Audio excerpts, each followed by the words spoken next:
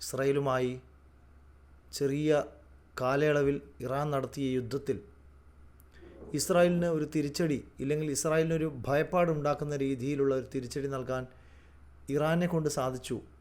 അങ്ങനെയാണ് നാം വിശ്വസിക്കുന്നത്. പക്ഷേ ഇറാൻ അടങ്ങുന്ന, തുർക്കി അടങ്ങുന്ന, ഈജിപ്തും ജോർദാനും അടങ്ങുന്ന, മറ്റുള്ള നമ്മുടെ പ്രവാസികൾ കൂടുതൽ താമസിക്കുന്ന സൗദി ആയാലും ബഹ്റൈൻ ആയാലും ഖത്തർ ആയാലും കുവൈത്ത് ആയാലും UAE ആയാലും ഈ അടങ്ങുന്ന ഭൂപ്രദേശമൊക്കെ കൈയടക്കാൻ വേണ്ടിയാണ് ഇസ്രായേലിൻ്റെ ഈ പുറപ്പാട് എന്നുള്ളത് എന്തുകൊണ്ട് തിരിച്ചറിയുന്നില്ല?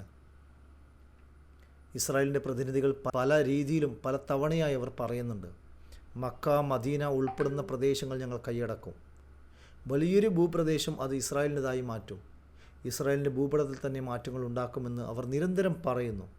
എന്നിട്ട് പോലും നമ്മുടെ അറബ് രാഷ്ട്രങ്ങൾക്ക് ഒത്തുകൂടി ഒരു നിലപാട് സ്വീകരിക്കാനോ ഇസ്രായേലിനെ തടയിടാനോ, അത് യുദ്ധത്തിലൂടെ മാത്രം വേണമെന്നുള്ളതൊന്നുമല്ല.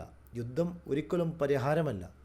നയതന്ത്ര നീക്കത്തിലൂടെ, ശക്തമായ നീക്കത്തിലൂടെ, ശക്തമായ പ്രതിരോധം തീർത്തുകൊണ്ട് ഇസ്രായേലിനെ നേരിടാൻ പോലും സാധിക്കാത്ത വിധം നമ്മുടെ അറബ് ലോകം പോലും അധംപതിച്ചു.